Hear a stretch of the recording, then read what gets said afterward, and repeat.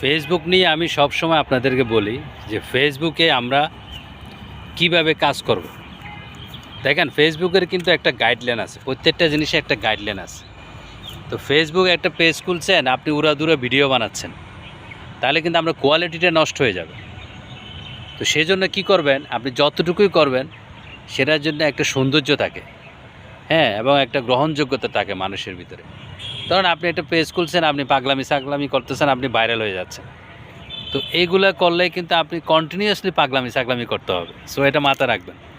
যদি আপনি একবার পাগলামি সাগলামি করে ভাইরাল হন, তাহলে কিন্তু আপনি রেগুলার আপনাকে পাগলামি করতে হবে। সো এটা হচ্ছে মাথায় রাখবেন।